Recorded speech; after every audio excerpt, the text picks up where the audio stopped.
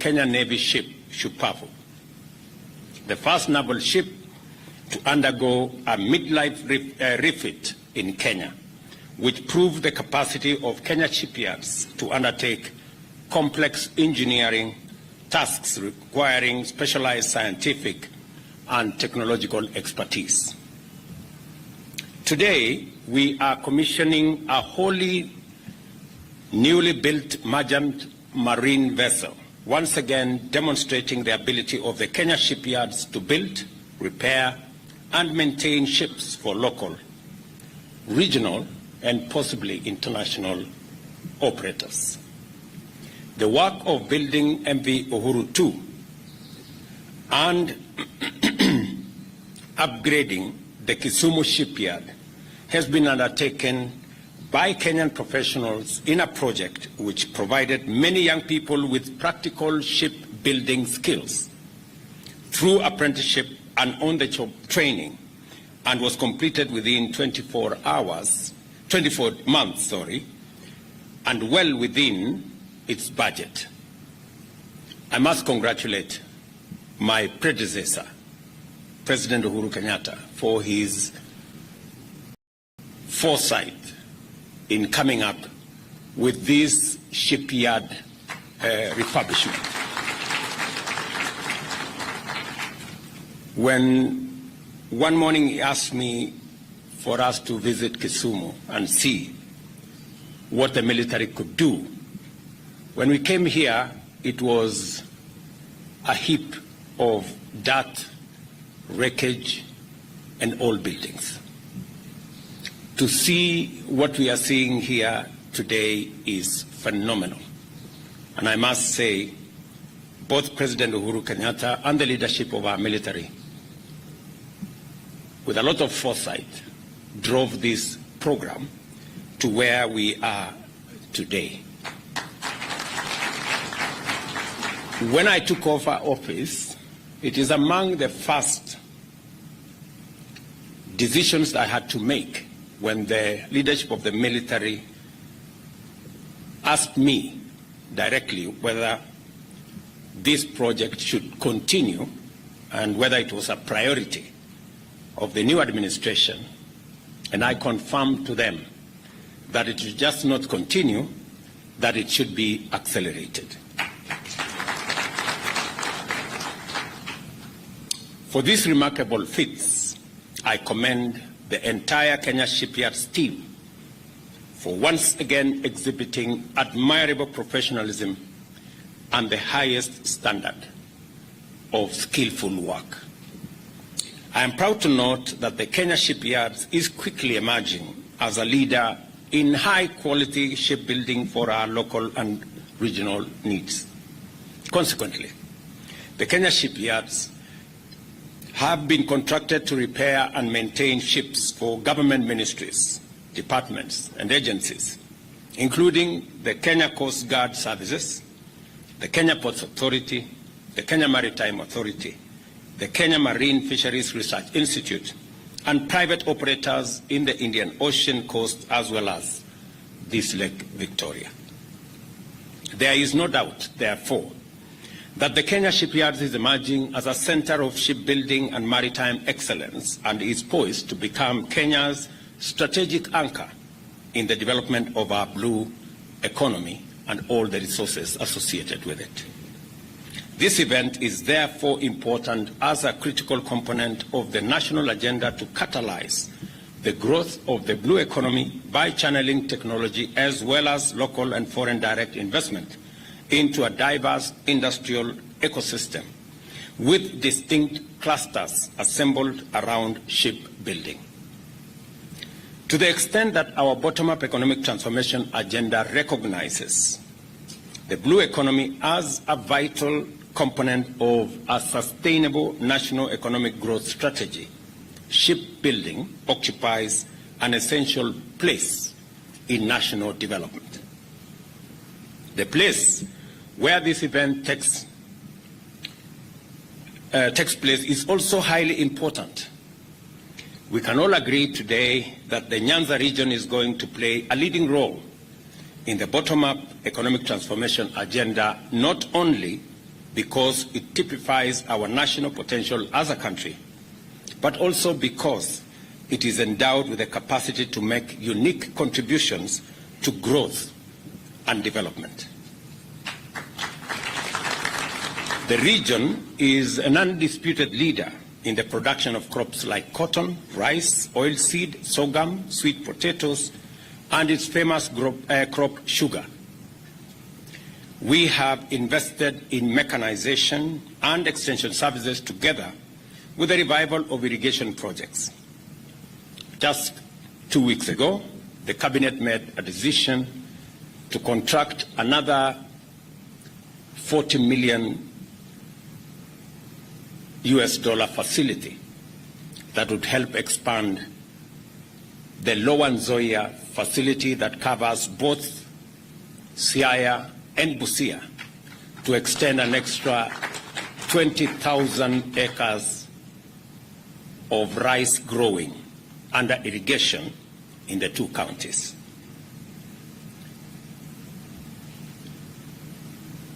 We all invested in mechanization, as I said, and extension services together with the revival of irrigation projects and collaborating with county governments to support farmers through the provision of subsidized inputs. Yesterday, again, I was in Migori, and I did explain to Kenyans in Migori that next year we will equally be expanding the Lower Kuja irrigation program from the current 5,000 acres to 19,000 acres in the program that we have for next year. Again, to expand our production of rice in Kenya that currently we have very serious deficit. And in fact, it is draining most of our foreign exchange earnings. This is why we are confident that an economic renaissance powered by agro-industrial revival is underway in the region. This will certainly lead to a renewed vibrancy of our ancient lakeside market, Kisumu or Osumo, where the communities of our region gathered to conduct barter trade of highly needed commodities. I was telling Professor Nyang' Nyong'o that the word Osumo, which means exchange of products and goods, barter trade in essence, means the same thing for the communities in this region. Kisumu means the same thing as Osumo. Kisumu in the Kalenjin language and Osumo in the language of this region. So we're all, it's quite an experience. Kisumu has not just been a center of activity for local communities, it has also served as a key regional port city which drives and is driven by activities within the Lake Victoria, the heartbeat of our East African region. Lake Victoria plays a primary role in our region's blue economy in terms of fisheries and the provision of vital transportation links between Kenya, Uganda, and Tanzania, keeping our regional community cohesive and in motion. Through its shipbuilding, maintenance, and operations capacity, the Kisumu shipyard is set to provide indispensable support for regional economic takeoff of the Lake Victoria Basin by facilitating fisheries and maritime transport. By driving the regional economy around the Lake Victoria, the shipyards will therefore contribute to regional integration and the economic transformation of our region.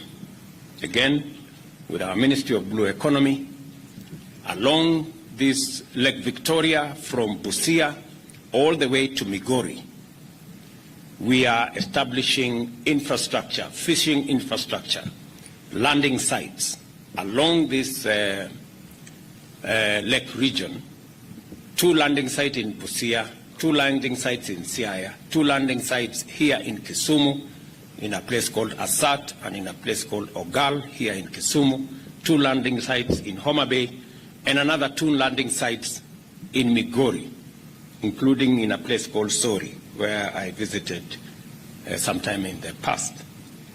And this fishing infrastructure, complete with landing sites, cold rooms, common user facilities for processing, will not only enhance the economic activity around fishing in this region, but it will also add to our pool of opportunities, both for commerce and for jobs, and significantly contribute to our food security by making sure that we have more food from the resource we have in Lake Victoria. I encourage all county governments within the Lake Victoria Basin to identify and develop economic opportunities directly and indirectly arising from the shipyard activities and related infrastructure. As we go forward, I encourage the National Treasury and the national shipyards to explore a public-private partnership model that will expand the shipyard's capital base and enhance its capacity to undertake larger commercial ventures in order to make a stronger contribution to national revenues, to create more job opportunities for our young people, and to transfer more skills and competencies, and also enable big companies to work with us in technology transfer. Technology and skills transfer is critical for the development of competitive capacity in such complex technical fields as shipping. The Kenya Shipyards has benefited immensely from the technical support made possible by its collaboration with Damen Coringen during the construction of MV Uhuru 2. And as has been said, we have 2 representatives here. Maybe I will ask the gentlemen to stand up. We applaud them. A round of applause for these 2 good people. Their contribution has been immense. Thank you very much. The success of this project and the standard of the vessel we've just commissioned, is an excellent testament of the technology transfer and capacity building made possible by this collaboration. As the MV Uhuru 2 sails the waters of Lake Victoria, it will be a symbol of our region's collective dream of a brighter future made possible through partnership and collaboration, a reminder that our journey towards economic transformation will require consistency and high standards, and prove that we can deliver above expectations. That is exactly what my good General Otieno and team have demonstrated to us.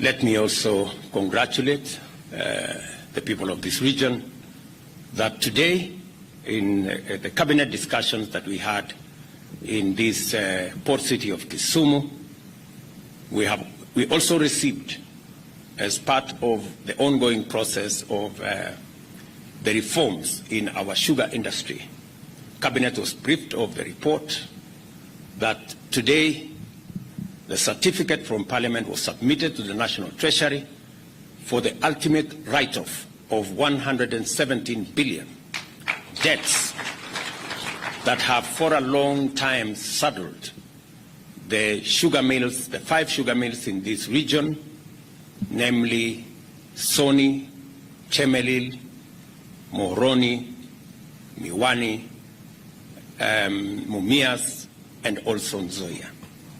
Finally, we now have all the debts behind those companies, and these companies are now poised for new investment and new transformation going into the future. In that same report that we received today, government will now be adjusting the budget. Hopefully by Friday this week or next week, we will be presenting to Parliament a new budget proposal that will make it possible for 1.7 billion shillings to be made available to these 5 mills to be able to pay farmer arrears that have been outstanding for as long as 4 or 5 years.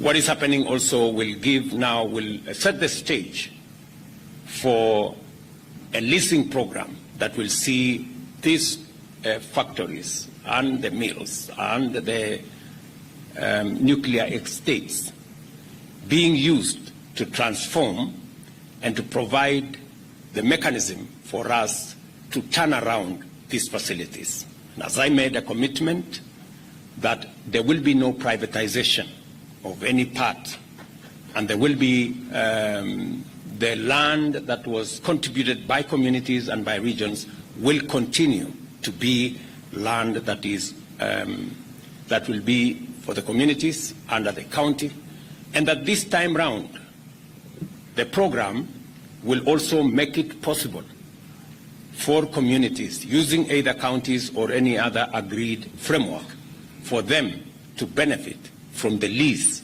of the facilities, both the nuclear estate and the mills that will be made available to private sector to make sure that they can use it appropriately. It is my intention that, unlike in the past, where nuclear estate and all the facilities put together by government are made available and they have no benefit, no accruing benefit to communities and to counties. That is going to change. Today also, we went through the final process of concluding the Gogo Dam end project that will generate additional 8.6 megawatts. And today, again, we approved an investment of $30 million in that project.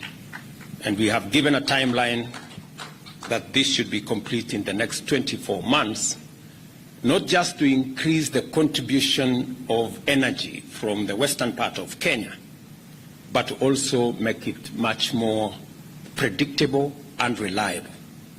This, again, this investment will make it possible to stabilize our grid and to make sure that we have stable power for both household and manufacturing requirements. Among as many other things that we did is also to agree on how we are going to host both all the tournaments that we have, starting from AFCON to CHAN to SECAFA and to all the others, and to spread all these facilities across Kenya. I know Professor Anyang' Nyong'o is on record as making his position known as to where is the place of Kisumu in hosting these facilities. I want to confirm to you, Professor, that we have taken into account the place of Kisumu in hosting at least some of the tournaments that we have spread across the country. With those many remarks, ladies and gentlemen, I wish MV Uhuru 2, its captain and crew, fair winds and following seas as they do their part to keep the engine of our regional economy running. Thank you very much. God bless you, and God bless our great country Kenya. Asanteni sana. Mheshimiwa Rais, niombe tubaki tukiwa tumesimama kwa wimbo wa taifa.